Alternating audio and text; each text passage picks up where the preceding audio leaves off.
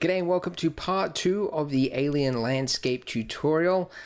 In this video, in part 2, we're going to be doing the post-processing. So you should have this scene here already made, and we're going to convert this into something that looks like this, believe it or not. So we're going to be doing a lot of heavy work in Photoshop in order to create this misty, foggy background. We're going to be adding in some stars in the background, adding in a planet, adding in the bloom from these lights here, and doing some final tweaks in order to create a nice looking image. So, going from a bland, horrible, average looking image, and just going over a few ways that you can improve something just using Photoshop or GIMP. You don't have to use Photoshop. You can do all of this in GIMP, pretty sure. You probably just have to do things a little bit differently perhaps, but yeah, so it's just for some people out there who want to learn how to use a different workflow, because if you're working on a tighter deadline, Photoshop is generally a lot faster than doing everything in the compositor. So let's first of all talk about exporting this from Blender to Photoshop. So first thing you want to do is remove this background. So this this blue depressing backdrop there, it's just reminding everybody of Blender 2.49 days. We want to get rid of that. And the way you do that is by going down here underneath render settings. You've got an option there that says transparent. So if you click that, and then if we just give this another render right now, you can see that we now have a transparent background, and it looks so much better. Like from this to this, just killing off that blue background. Just now we can put whatever we want in the background there, because if we save this, hitting F3, we save it as a PNG file, provided RGBA is selected, not that, but this, the alpha, that's what the A stands for, will be saved into the file. We're not going to save it just yet though, because we're going to do one more thing. Two more things. First of all, the samples. It's pretty low at the moment. I'll set it to 500 just so it's a little bit clearer for our final render. And the other thing as well is underneath the render layer settings here, where it's got passes, I'm going to enable mist. And this is how we're going to get that mist effect in the background. Now, before you render it, you have to do one sort of tweak for the mist settings. So once you've enabled mist there, in the world settings, you'll now have this that wasn't there before, mist pass. And that will ask you, where do you want the mist to begin and where do you want it to end? Over which distance the effect fades in. Yeah, that makes sense. So basically I want it to fade in over the entire distance of the world. So let's go 200. And I know that this is 200 meters because selecting our camera here, I made the clipping end 200 meters. So, if you don't have meters, by the way, just turn on metric or imperial, whatever your cup of tea is. I'll set that to 200. And there we go. So now that's going to, the mist will fade in at 5 meters, which I guess is like from where the astronaut is. You can check this, by the way. If you just turn off that, you can just, if I wanted to make it, I'll make it fade in after the astronaut, so say 7 meters. But set the focal point to still be on the alien. Yeah, let's go 7 meters. I don't know, this is all really unnecessary. But anyways, now that we have done that, let's give this another render with those settings, and then we should be good to switch over to Photoshop. And there we are. Only a minute 30 on that one. That's actually not too bad. Cool. So to save this, we can go ahead and just hit F3. And I'm just going to save this as tutorial PNG. You can save it as whatever. Just make sure you save it to your hard drive. Make sure that RGBA is selected for the alpha, and then hit enter. But you also need to save the mist layer as a separate image. So if you go to the compositor, you'll need to click use nodes down there. But when you do that, you can then take the output of this mist layer and put that into the composite input. And then down here, you'll see that this now reflects that change. So you've now got this mist render, which doesn't look like much here yet, but we're going to use this in Photoshop to create a nice, cool atmospheric background. So we need to save that. So hit F3 again, and I'll just call this tutorial mist. And then I'll hit save as image for that one as well. Cool. So now we can jump over to Photoshop. and again be reminded of what our final image should look like if this goes well. And then we've got our two images, the tutorial PNG and the tutorial mist, or whatever you have saved them as, obviously. So there we go. Cool, so let's get into it. Basically, there's not really a real order to this. Essentially, we want to add a mist to the background. That's, I guess, the biggest element here in order to complete this image. So we want to take this and combine it over the top of this. So in order to do this, I'm just going to hit this, Control A, then Control C, and then Control V. So now that's placed over the top of it, but now our characters are hidden. What do? We set this to screen. And by doing that, it's only now using the white values. So the black values are now being ignored, which is why you can now see the foreground and everything else. But the further it goes into the background, the whiter it becomes. Now we want to do some tweaking to this, because at the moment now the sky is completely white, which doesn't look good at all. So I want to do some painting over the top of this layer. I also want to change the color of it and do a few things that just affects this mist layer. So I'm going to convert this to a smart object in Photoshop. In GIMP, I'm not sure what you do. Maybe somebody in the comments can tell you what to do. But you convert it to a smart object, and then I'm going to double click that. And now that's going to open up basically a separate Photoshop file just for this layer. And so here, what I'm going to do is I'm going to use a mask just over the top of this main layer here. And I'm just going to paint out the sky. So I'm going to use an opacity of like 30%, should be fine. And I'm just going to paint it out. You can't really see the effect that well, so I'll just make the backdrop a solid black color like that. And now I'm just going to paint again over this layer mask here. The reason you use layer masks is that if you ever want to go back, you can. Like, you can like disable this layer mask and you get the whole thing back again. So again, this is all basic Photoshop stuff that I'm sure the people that actually are watching this now already know. The hardcore Blender people have already gone off in a huff and a puff that I didn't use Blender's compositor, I'm sure. But you want to try and make this look sort of natural. So, some variation to this cloud here is, this atmosphere here is definitely appreciated. But something like that looks pretty good as it is. Now we want to add some color to this, and that's really important for this, for the end result of this. So I'm going to add in a hue saturation adjustment node, which will allow me, if I check colorize, to affect the color of the overall layer here. So I can now adjust the hue of this, and I'm going to get a nice blue color like that. I'm going to increase the saturation. I'm just going to turn down the lightness just a little bit so that it's not so blinding white in the middle there.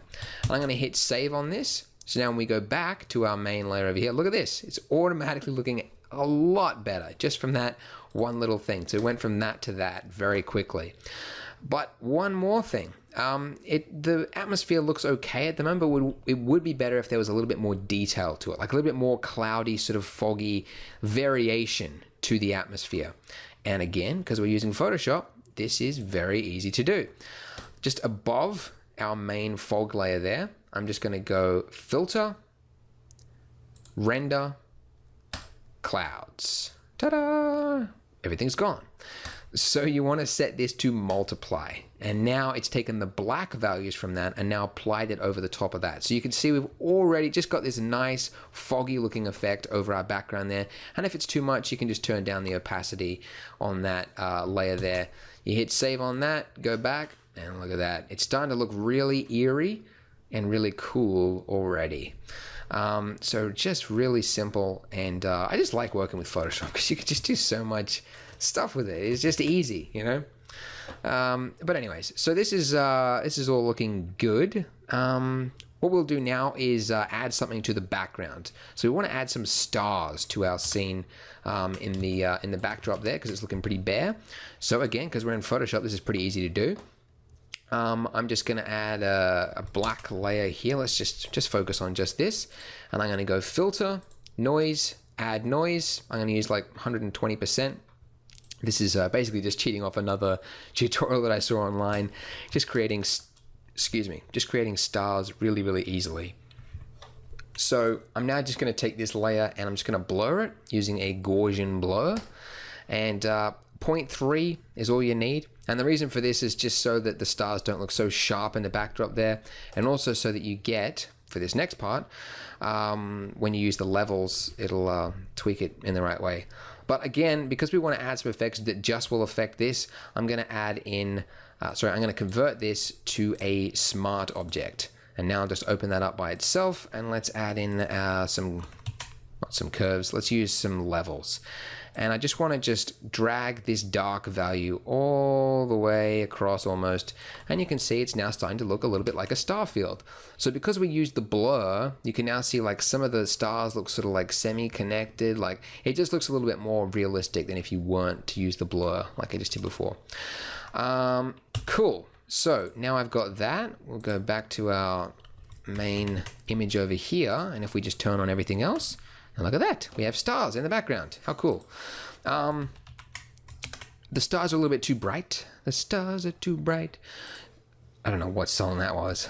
But so what I'll do is I'll add a layer underneath our stars, and I'll just make it solid black. Might as well start naming these. So I'll call that stars. I'll just call this main fog. And yeah, let's just turn down the opacity on the stars. And that's pretty good. One thing you can do as well, and this is just something I picked up from having a look at different reference photos of stars online, is that they're always blurry. Whenever you take a photo of stars, there's a little bit of blur to it. So if you just add in a little bit of motion blur, you just give it like, I don't know, 2 pixels or something like that. You'll need to turn up your levels a little bit then so you can see them a little bit more. But it just adds just a little touch of realism to it. Maybe that was a little bit not enough. Hang on. Yeah, let's go 3 pixels. There we go. And drag that back across.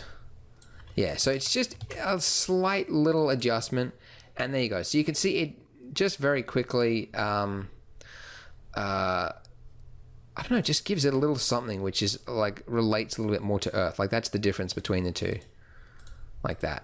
And I don't know, it looks pretty cool. So I like it. So I'm going to keep it.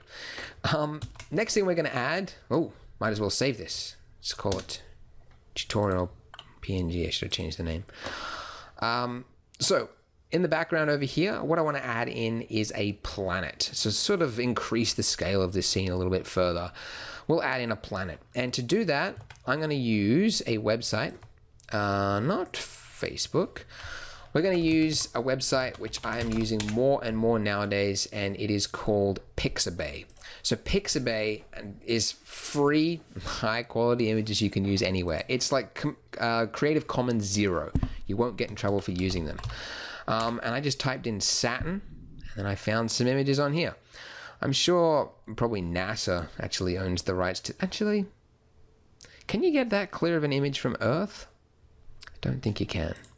But either way, Pixabay enables you to get some really nice Creative Commons 0 images. You can use them however you want, which is always good. Yeah, let's just have a look. I'll just go open up my Photoshop, and I'll just drag across this image of Saturn. And there we go. So I'll take this, and I'll just plonk it just in the background beneath the stars layer. Just call it Saturn.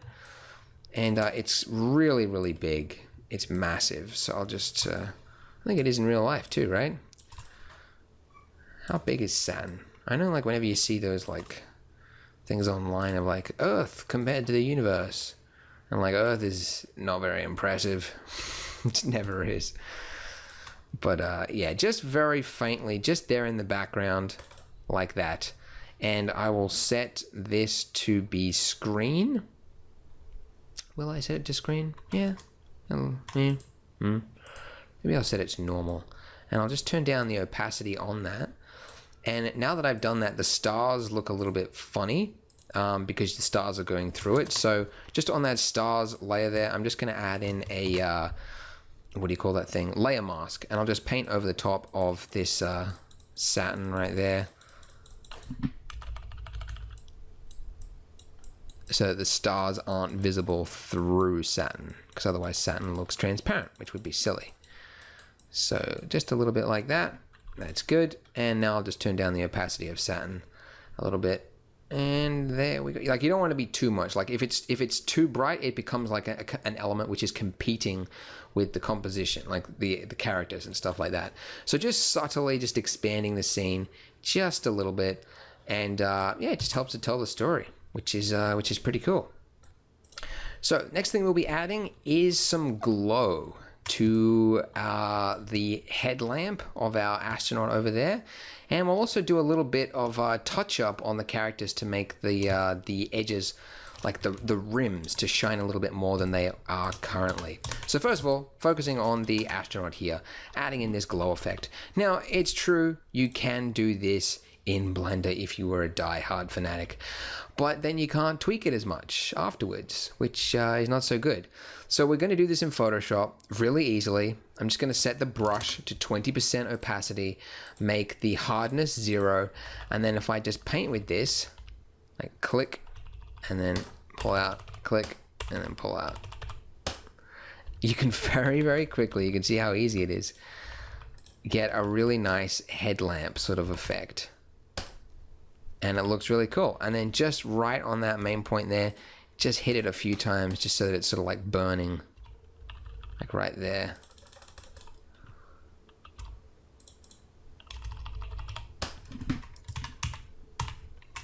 And there you go. So that's all it takes to create some cool little headlamps. And if it's too much, you can then turn down the opacity of that. And I don't know, it's just real time being able to see it. You can tweak the color of that if you want to, and it's just a lot more fun, I find. Blender's compositor is not really keeping up with I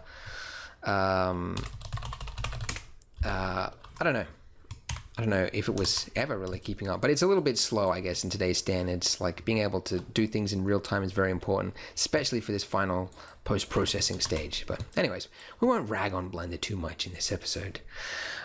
So yeah, now what we're going to do is the extra rim light for the characters. So you can do this two ways. One, you can burn by using the burn tool. Sorry, not burn, dodge. And this will basically just take the value and it'll just increase the brightness just a little bit on that. And that's cool if you just want to increase the values just a little bit. But what you can do if you want to increase it more is you can just use a white brush, and then if you just hold down Control and then click on that layer, you've now got a mask around that point there. So just like around this backpack, if I just drag, like you can see, I can get a really nice rim light just on his bag there, really, really easily. Which, of course, this is something you would do in Blender. It's better if you do it in Blender, actually, in this case, because if this was an animation, and you know, for the sake of everything else looking consistent, whoa, yeah, it should be. I should have actually put that on a new layer so that I could control it, but I didn't. Anyways, I'll make a new layer here, and I'll just call this dodge, just so that it's the dodge layer, I guess. And then, yeah, I'll just do the exact same thing, but for the top of this alien's head here.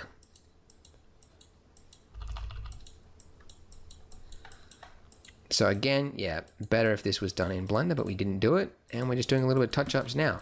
Because when you're working on a project, you often don't have time to re-render something. And what do you do when you want something to look a little bit better than how it came out of Blender? This is a way you can do it. You know, you could do a little bit more masking on here, but I'm just going to quickly, just very dirtily color that in. I'll do a little bit more on his hand here as well. So if you ever wondered, like, looking at somebody's render, like, how did they get that painterly sort of look, you know, in their thing? They probably did a lot of this, like just painting things by hand over the top of the final render. And yeah, it's not accurate to the scene, like, because this light is obviously not affecting everything else in the scene, but it does look nicer. I'm going to use the dodge tool. I always get the names wrong. Dodge. Yeah, there we go. And I'll just burn a little bit over here and over there. And this guy's leg definitely needs a little bit more. So let's just do that very quickly. We're almost there. Yeah, if you have a tablet, this obviously works a lot better. But I'm just using my mouse because my computer's USB port just randomly stopped working at the back. I've only got 4 of them at the back, and then just one of them just stopped, which is great, you know. But anyways, so I can't have my tablet plugged in all the time. Okay, but that already looks a lot better than what it did. So one more thing we'll do is the final, actually let me just check this, make sure there's nothing I'm forgetting. Yeah, it looks pretty good. I might just tweak, maybe just slightly, this this background here. Turn up the saturation perhaps, and I'll maybe change the color just a little bit. Turn down the saturation. Maybe a little bit. Maybe you should go the other direction. No, you should go further that direction. Purple. Does purple look better? I think so. I mean, obviously my final one is blue, but I don't think the ground was as blue in my final one here. So I'm going purple. But you know what? We can fix this anyway. We duplicate all these layers and then merge them. I know there's a shortcut for that. I can't remember it. If you know the one, just put it in the comments because I kind of want to relearn that. Duplicate the layers and then just merge them together. But now that I've done that, I'm just going to use Magic Bullet Looks. And I'm going to go, yeah, just use Magic Bullet Looks. Now, okay. Yeah, so this is the problem I had before, I remember now. So using Magic Bullet Looks, for some reason it tries to use the entire canvas and every object that's in there. So I'm just going to make a new image out of this, and then over here, I'll just try that again. Now, you might be wondering, Wendry, why are you using Magic Bullet Looks? What a waste of time. Why are you trying to force us? You must be getting paid from Red Giant, etc., etc. I'm not, all right? The reason I'm using Magic Bullet Looks is that it's just a tool that I like. So some people out there actually want to know some tools, like what are some recommendations for software. I love Magic Bullet. It's something that my team uses a lot, like for Grass Essentials and things like that. It just allows you to very quickly add in some effects, like, oh, you want some, you know, a star sort of glary effect. Like you can really easily do some things using Magic Bullet that it just takes a long time in Blender to do this stuff here. So even if you only wanted to use it just to get the looks of your scene right, and then take it over to Blender and do that, you can as well. So again, I'm just using this because this is just what I use. Yeah, don't feel like I'm trying to force you into buying it, or I'm not getting paid for this endorsement or anything like that. I just like, yeah, using it. All right, okay. So essentially what I've got here is I'll just turn off these and I'll just show you one by one. I've got a small diffuse, so that's what this one is here. And that's just making everything glow just a little bit. It's a little bit too much actually, so I'm just turning it down slightly. And then I've got this big glow effect right here. And this one is making everything glow a little bit. That one's probably a little bit too big. It's probably because I was using a bigger canvas size before. That's where these past settings come from. Okay, so that's a little glow and a soft glow together. I'll just turn down the little glow a little bit. Okay, and then I've got this Colorista 3-way. So now this is where you can do some really cool stuff. This is exactly the same as the color balance node in Blender, I think. So the highlights, you can change, you know, the what the bright colors look like, what sort of colors they are. I'm gonna go with I don't know, sort of a pinkish color like that, and you can make the midtones more of a bluish color, shadows more of a greeny color, and you can get some cool looks. Just turn down the effect of that a little bit. And then I've got this is just basically just like crushing the shadows a little bit, which is a little bit over the top, but that's all right. And then I've got this, which is basically the sharpen effect. You know, if you're familiar with Photoshop, just the unsharpen effect. But just really quickly, so that's a big one, and then a small one, so the sharper details. But I'll just turn down that one a little bit, because that's a little over the top, and then same with that one there. And then the ranged HSL, that enables you to take one color and then turn down its saturation or its brightness. So in this case, I'm taking this purple color, and it's a little over the top, so I'm just making it a little bit washed out. And then I'm making that color there brighter as well. So that's what's giving us these this bloom effect. So I can turn that down.